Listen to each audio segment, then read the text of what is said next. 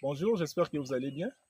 Je suis dans mon champ des tomates. Je voulais partager avec vous une petite information sur l'importance de réunir les conditions dans une campagne agricole ou dans un projet agricole. L'agriculture, c'est un domaine très passionnant. C'est un domaine par excellence où beaucoup de gens veulent s'y lancer, mais beaucoup de gens commettent souvent la même erreur. Et la même erreur étant commise produit également les mêmes conséquences. Alors, c'est bien d'avoir une grande vision pour sa ferme, pour son entreprise agricole que l'on veut bâtir, mais c'est toujours mieux d'aller petit à petit dans l'exécution, dans la matérialisation de cette vision. Beaucoup de gens pensent que la gestion d'un projet agricole est l'équivalent de leur vision ou de leur passion en agriculture. Vous allez voir beaucoup de gens se lancer dans un investissement agricole n'ayant pas réuni toutes les conditions, mais se basant juste sur les dictons qui disent que la terre ne ment pas. Mais ce qu'ils oublient, c'est qu'il ne faut pas non plus mentir à la terre.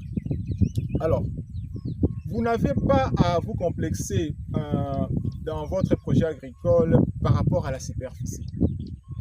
Votre superficie que vous voulez emblaver doit être fonction des moyens que vous avez réunis. Vous ne pouvez pas emblaver une superficie d'1 hectare aussi longtemps que vous n'avez pas eu à réunir les moyens d'1 hectare. Imaginez une campagne agricole de tomates sans recours à l'eau, sans irrigation. Imaginez une campagne de poivrons où on n'a que des travailleurs. Imaginez ici en Afrique tropicale. C'est vraiment voué à l'échec. Alors, il est mieux que vous puissiez limiter votre projet agricole en fonction de vos moyens. Si vous avez plus de moyens pour irriguer, pour payer la main-d'œuvre, pour payer les travailleurs qui viendront journalièrement, il n'y a pas de souci, vous pouvez le faire. Vous pouvez agrandir votre espace, votre superficie en fonction de vos moyens. Mais si ce n'est pas le cas, à quoi bon de se lancer sur 1 hectare de tomates si on ne va récolter que des bacs de tomates par exemple? C'est un échec. Il vaut mieux rentabiliser peut-être les 10 sur 10, les 20 sur 20 que vous aurez, ou à la fin vous allez récolter quand même quelques bacs de tomates qui vont constituer une marge bénéficiaire, au lieu de se perdre sur des grandes superficies où la fin sera catastrophique.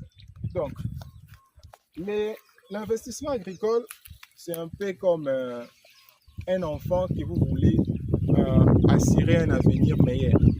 Mais pour assurer un avenir meilleur dans la vie de votre enfant, c'est-à-dire que vous devez l'éduquer, les nourrir, l'instruire, l'envoyer dans de bonnes écoles, dans de bonnes universités. Là, ça constitue toutes les conditions qui ont été réunies pour que cet enfant devienne meilleur. C'est la même chose avec l'investissement agricole, avec les projets agricoles. Vous ne pouvez pas vouloir obtenir autant de bacs, une centaine de bacs au bout de votre campagne agricole, aussi longtemps que les moyens n'ont pas été réunis.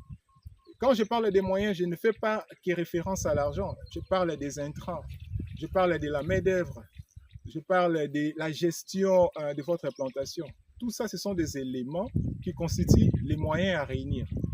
Mais aussi longtemps que vous n'avez pas eu à arroser, vous n'avez pas eu à apporter la finure organique, vous n'avez pas eu à apporter les engrais minéraux, les oligo-éléments, les éléments majeurs et les éléments mineurs, vous pouvez vous rassurer que ça sera un échec.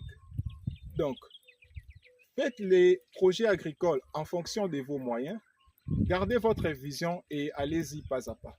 Je pense que j'ai eu à dégager une petite information au cours de cette vidéo. Je vous dis au revoir et on se voit à la prochaine. Merci.